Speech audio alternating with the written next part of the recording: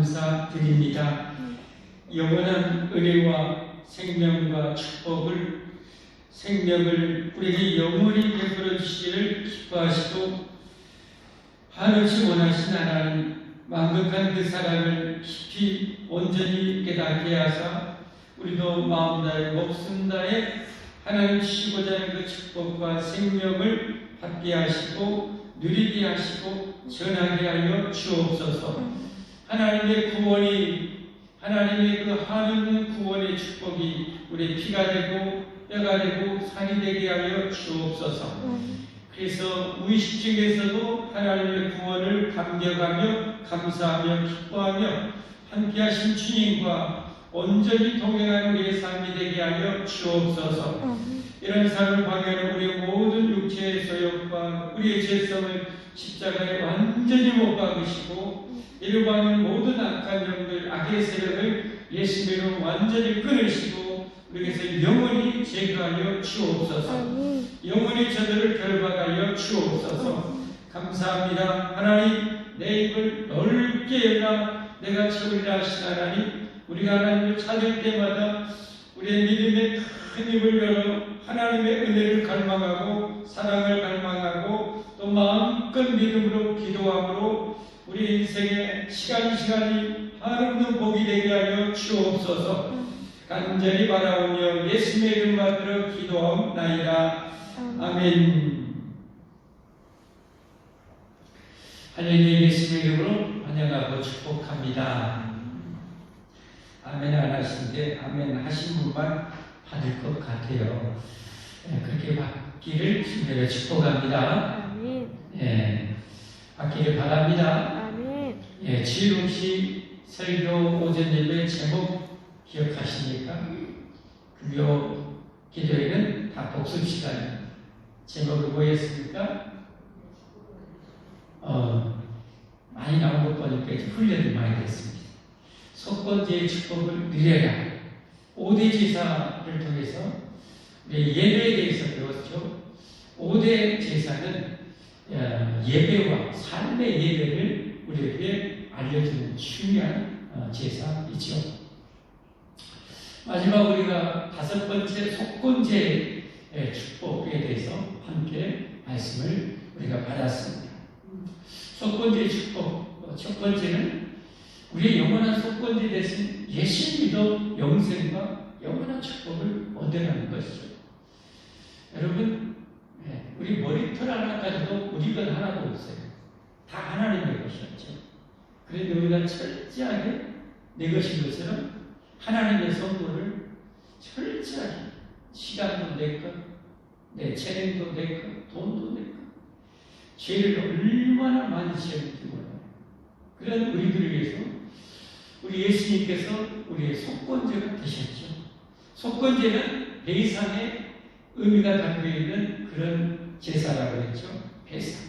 하나님의 성물에 대해서 그리고 이웃의 재산권에 대해서 내가 그것을 피해를 줬을 때는 5분의 1, 20%에 해당하는 배상을 얹어서 해야 속죄가 된다는 거죠.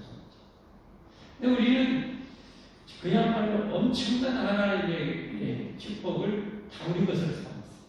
그 많은 죄, 우리 힘으로는 갚을 길이 없어요.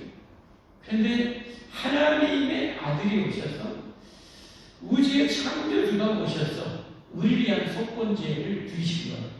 그러니까 우리의 모든 속건제의 20%뿐만 아니라 2억 배, 2억조 배를 우리 예수님께서 완전히 지불하신 거예요.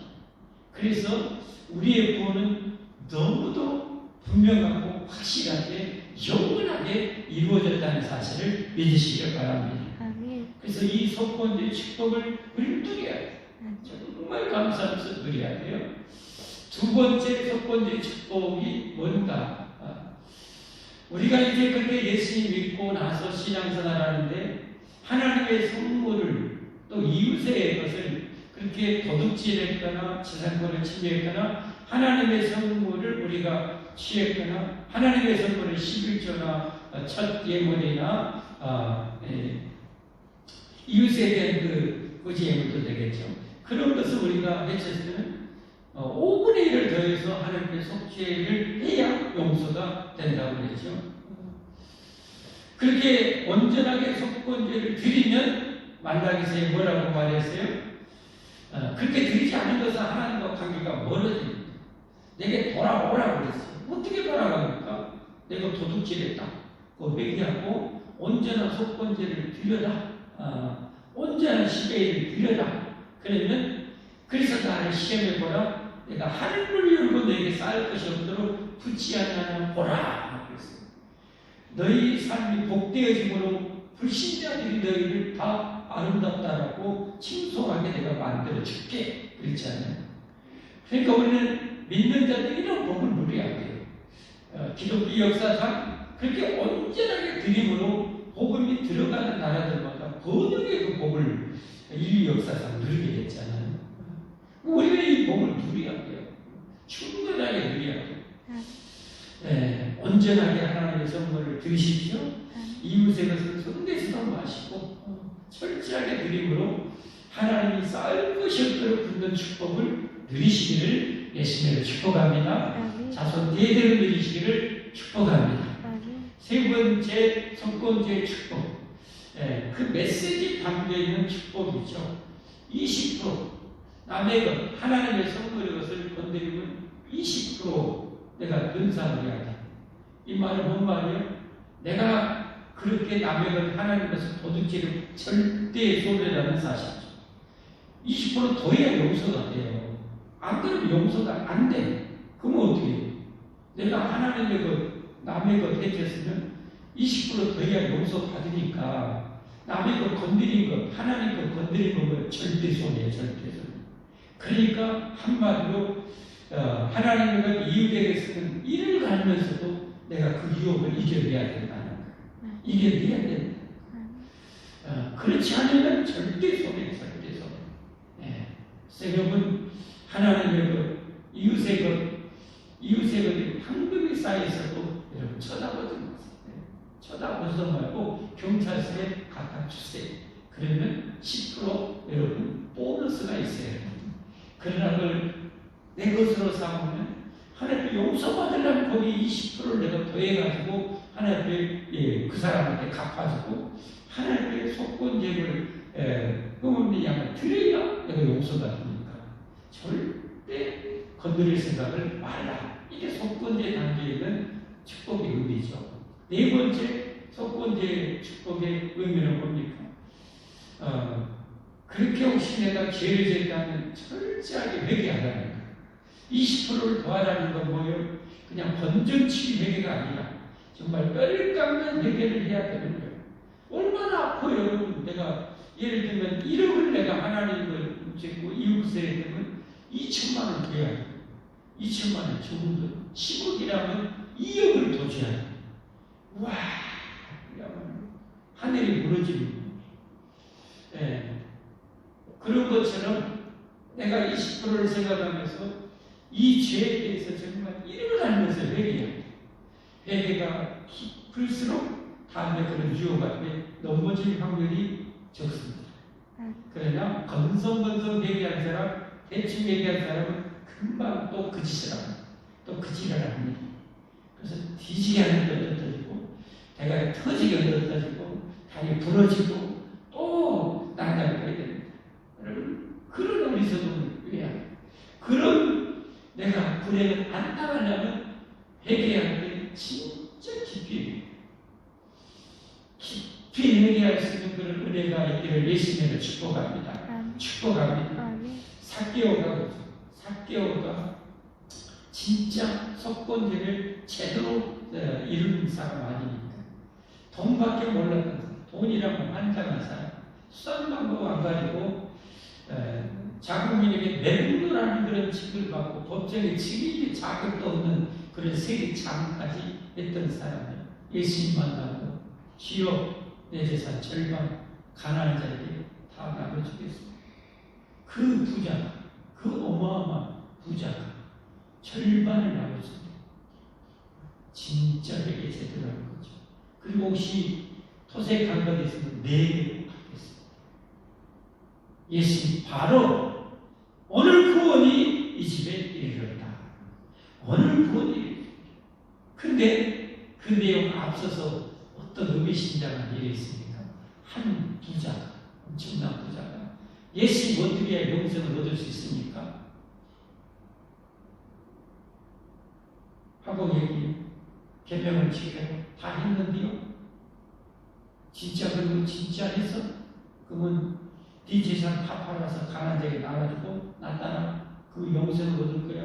했더니 그 돈이 욕심 때문에 근심하며 돌아갔더라. 예수님이 부자가 천국 가니까 낙타가 바늘구멍 들어가는 것보다 어렵다. 그 사람은 하나님을 믿는다는 사람이에요. 그리고 율법을 다 지켰다고 하는 사람이에요. 그런데 그 안에 욕심이 꽉꽉꽉 차 있었어요.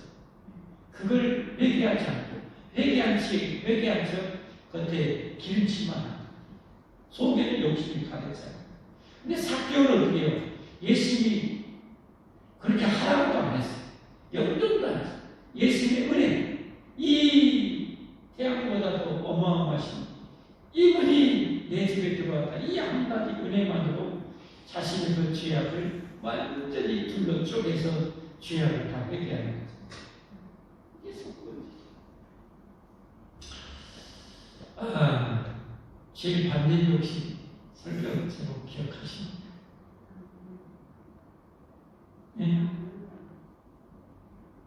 지상명령, 지상명령을 이루라는 것이었죠. 사도행전에 이 복음이 예루살렘, 온 유대, 사마리아 땅끝까지 있어서 그 예수의 말씀의 성취에 있어서 대전환계가 펼쳐지는 사도행전 13장. 안디옥에 있었던 교사와 직분자, 사도 바울도 있었고 바나바도 있었고, 이러니 사도와 선지자들이 금식하며 하나님께 기도할 때 성령님께서 따로 바울과 바나바를 구별해서 성령님께서 파송을 시켰죠. 그래서 이 복음이 이제 터키, 지금 튀르키예, 그리고 유럽을 향해서 복음이 전파되어지는 세계 복음화의 엄청난 일들이 이제 시작이 되는 것이 이제 나머지 사도행전이잖아요. 지상명령을 이루기 위해서 그 본문을 통해서 이 최초의 두 사도의 파송, 그리고 최초의 성도되었던 전도자였던 이 구브로스, 지중해 북동쪽에는 큰 섬이었죠. 거기에 바나바의 고향이 되었던 그곳에 가서 최초의 복음을 전하는 이 사건을 통해서 지상명령을 이루기 위해서 거기에서 메시지를 세 가지 말씀드렸어요. 첫 번째는 리더들의 열정과 헌신이 필요하다. 그 여러분 누구였어요? 바나바, 바울 대표적으로 그 교사와 선지자. 저들에게 지금은 없는 직분, 사도, 선지자, 복음을 전하는 자, 목사와 교사. 그렇죠. 지금 이에 그런 직분이 없었지. 그런 리더들의 결정, 주님을 그들이 대충 섬겨서 엄청나게 섬겼지.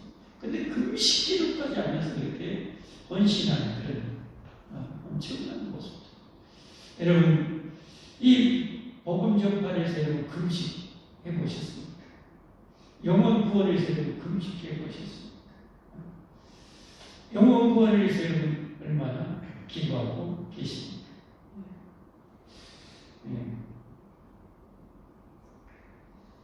여러분에게 이런 열정과 헌신이 있었으면 좋겠어요. 아니, 꼭 있어야 돼. 꼭 있어야 돼. 주님 우리에게 하셨던 지상명령입니다. 지상명령이라는 것은 절대 거역할 수 없는 명령이라고 했어요. 예수님의 제자라면 절대 거역하면 안 돼요. 이를 이루면 안 돼요. 우리가 해야 돼요. 그러려면 우리가 그런 열정과 헌신이 필요하다는 거죠.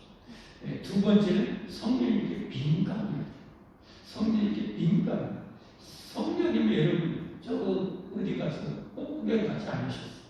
나와 함께 하시고 그러면 내가 영혼거리에서 성령님께서 때로는 막 누구를 위해서 감동해서 기도를 시킬 수도 있고, 때로는 성령님께서 나의 발걸음 인도해서 그 사람을 기회에 만나서 복음 전하게 하시고, 성령님께서 막 기도를 시킬 때가 있고, 성령님께서 그렇게 내가 전도에 대한 불같은 마음 쳐서 전도자로 가게만 만들고, 이러니 성령님의 인도에 우리가 민감해야 돼요. 내가 한 달 동안 살면서 성령님의 인도를 한 번도 못 받고 산다면 나와 성령님과 뭔 상관이 있어? 성령님께 하루 살아가면서도 최소한 몇 번씩은 성령님의 인도함을 받아야죠. 그렇게 우리가 살아야죠. 여러분, 구약 이스라엘 백성은 분명히 불과 구름 기둥 인도함 받아서 그들이 나아갔죠. 그건 나도 성령님의 그 인도하심에 초대교회 이 시리아의 안디옥 교회가 그 인도함 받아서 이 바울과 바나바를 파송했던 것처럼 성령께서 나를 통해서 빌립보사를 에티오피아 제국장관에게 가서 복음을 전하게 하신 것처럼 나를 통해서 하신단 말이에요.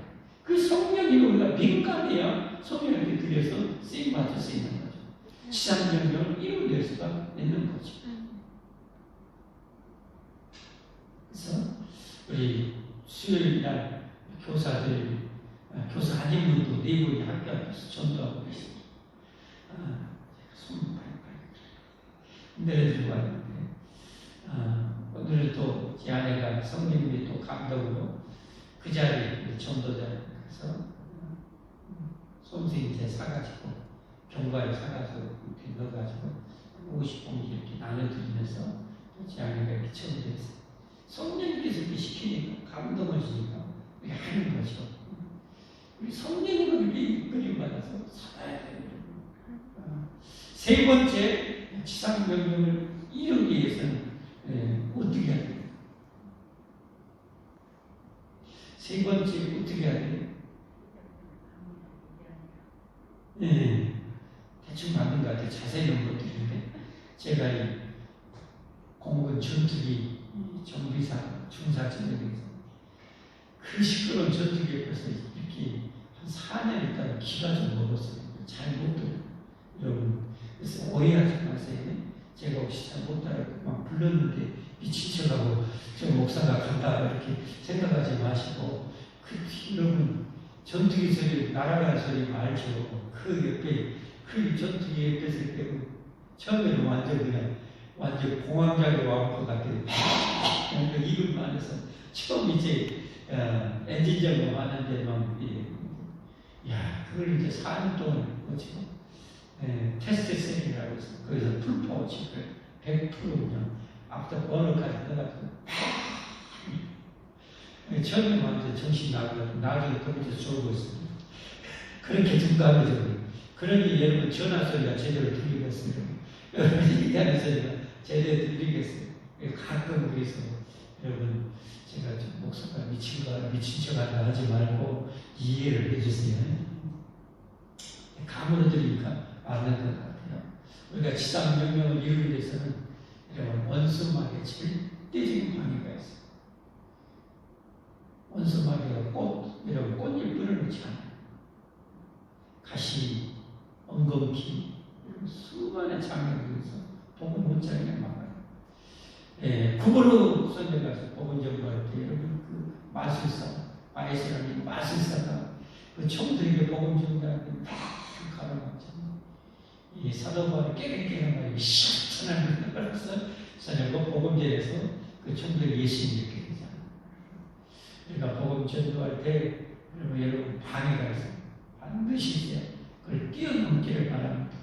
아무리 원수가 세도 우리 하나님의 무한한 능력 앞에는 그 세발의 피해요. 하나님 믿음으로 이겨내십시다. 자, 수요일 때는 뭐였어요? 사무엘 하였죠. 제목 혹시 기억하시나요? 이번에 제대로 제가 압살롬은 비참한 정말. 압살롬의 비참한 종말이라는 제목으로 말씀드렸죠. 비참하게 죽죠. 그걸 통해서 우리가 교훈을 얻어야죠. 그런 비참한 종말을 맞지 않고 영광스러운 종말을 맞이하려면 어떻게 하게 되냐는 거예요.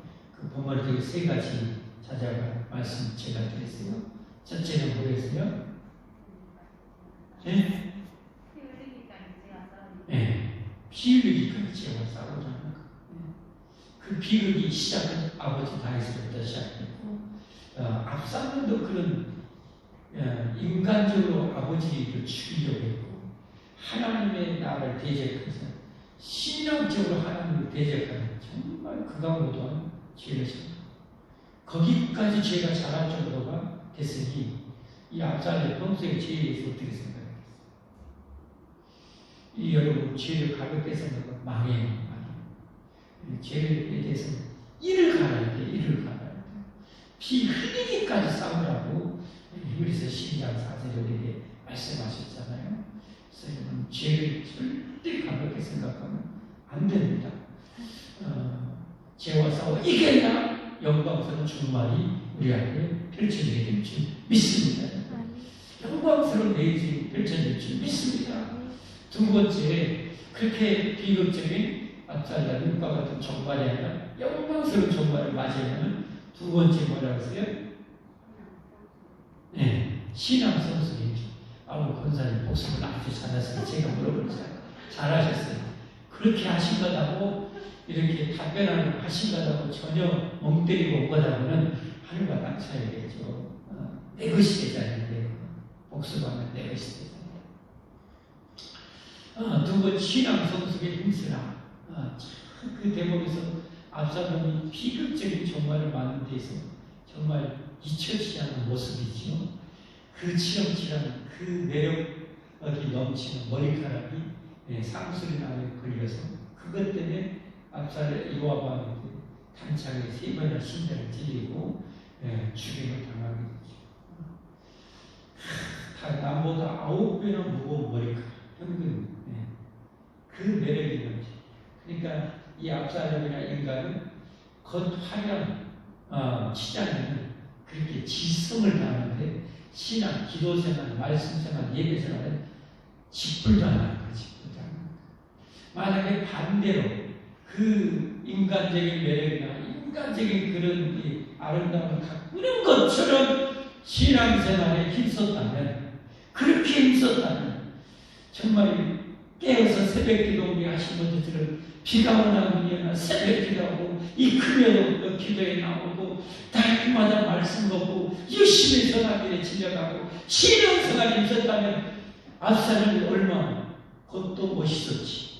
삶도 얼마나 멋있었겠어. 얼마나 영광스럽게 되겠어. 그러나 그런 신앙생활을 거듭차고 세상적인 활용만 쫓다가 그 비참한 종말을 맞아야 되겠어요. 여러분 세상은 어쩔 수 없어요. 여러분 마귀가 외모지상주의를 만들어놨잖아요. 우리나라에서 외모지상주의. 요즘 나이키나 이런 회사에서 모델을 뽑는데 어떤 모델을 뽑는지 아세요? 잘 모르죠. 비만인 모델을 뽑아요. 비만 모델.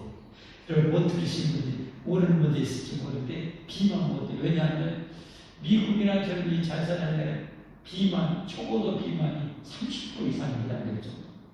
그 소비자들이 엄청난 수가 되거든요. 그러니까 비만이 이런 분들을 모델로 해가지고 비키니 입고 짠 이렇게 하고 그 별로 신경 안 써. 우리나라는 유독히 예모지상주의에 빠져가지고 오히려 네일 아트까지 옛날에 먹고 살 것에서 환장하는데 지금 먹고 배가 터져서 남아서 버리고 할 정도니까 네일 아트까지 지랄을 했었고 죄송합니다. 목사가 이런 표현을 쓰면 안 되지만 치열하게 어쨌든 아니 그렇게 하면서 기도 생활하고 말씀 생활, 예배 생활 힘쓰면서 좀 여력이 있어서 하면 괜찮은데 기도 직불도 아니 성경도 안 쳐다봐 그러면서 그것만 하면 이 지랄하는 거예요. 그 지랄하는 여러분 내가 하세요. 그러나 그것보다 30배, 10배, 100배 여러분 기도 생활, 말씀 생활, 예배 생활, 봉사 생활에 힘쓰면서 여력이 있을 때 하십시오. 그것을 집어치고 이렇게 한다면 여러분 결코 그 인생 앞에는 영광이란 단어가 오지 않습니다. 초라한 결말이었고, 아니면 비참한 결말이었을까, 아니면 정말 비극적인 결말이었을 수 있어요. 신앙생활 가볍게 생각하면 안 돼요. 가볍게 생각하면 안 돼요. 하나님은, 예수님은 죽도록 충성하라고 하셨고 쉬지 말고 기도하라고 하셨고 그렇게 명령하셨어요. 가볍게 신앙생활하면 안 돼요. 세 번째는 마지막에 어떻게 하죠? 여러분, 사랑의 눈을 따라. 네, 사랑의 눈을 떼야 돼요. 압살롬이 육신적으로 여러분 다윗은 얼마나 그 아들을 걱정합니까? 지가 그렇게 내 아들 압살롬 또 그렇게 좀 하고 왕이 체면이고 나발이고 받아주고 아들을 걱정하는데 나중에 이 압살롬 죽었다는 비번을 듣고 내 아들 압살롬, 내 아들 압살롬 이렇게 자기를 사랑하는 아버지한테 칼을 들이밀어야 되겠습니다. 그 안에 사랑이라는 것이 깨알 만큼도 없는 거예요. 인간적인 사랑. 내 아버지, 내 아빠가, 내 엄마가 나를 얼마나 아끼고 사랑한지 여러분 육신적으로 그 사랑을 받으면서 사랑의 눈을 떼야 돼요. 사랑. 따스한 가슴을 가져야 돼요. 그러면 그렇게 압살롬같이 인간적으로 부도한 짓을 못해요. 절대 악한 자가 될 수가 없어요. 그 부모의 사랑을 깊이 깨달을수록 여러분 사랑의 눈을 떠요. 그래서 진짜 정이 많은 사람, 인정 넘치는 사람, 여러분 그렇게 될 수 있는 거예요. 그게 5계명이 바로 그거 아닙니까요? 눈들 하나가. 그리고 이거 하나님의 사랑. 하나님 이사야 49장 15절에 말씀하잖아요. 여인이 어떻게 정먹은 자식을 버리겠느냐 있겠느냐. 혹시 그럴 수가 있다 할지라도 나는 너희를 결코 잊지 않겠다. 이게 하나님의 사랑이에요. 아들 독생자까지 주신 하나님의 사랑이에요. 그 사랑에 하나님의 사랑, 아들을 여러분 나의 아버지여 나의 어찌하여 나를 버리시나이까 그렇게 통곡하는데 해가 비스밀려 하나님이 내면으로 등을 돌리고 계십니다. 여러분 그렇게 큰 아들 하나뿐인 아들이 그렇게 비참하게 부리던데 여러분 고개를 돌리고 등을 돌리셔 해가 비스밀리는 그런 이상 도대체 뭐 때문에 아들 하나뿐인 아들을 버리고 저와 여러분 같은 죄인, 더러운 죄인을, 욕심 많은 죄인을, 개가 터진 죄인을 살리려고 그 아들을 희생하시고 이 하나님의 사랑을 눈을 떼야 돼. 그래야 진짜 신자가 될 수가 있어요.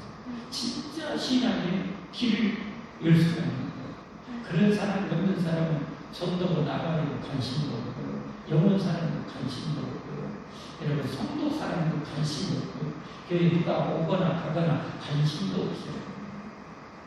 진짜 사랑의 눈을 떠야 인간이 부모를 통해서 떠야 하나님 사랑을 통해서 눈을 떠야 진짜 인간이 되고 진짜 신자가 되는 거예요. 그랬다면 압살롬이 아버지라서 그 지랄을 하겠어요. 하나님의 나라를 그렇게 반쪽 얘기를 하겠어요. 하나님의 교회를 두 쪽 얘기를 하겠어요. 죽어도 그럴 수가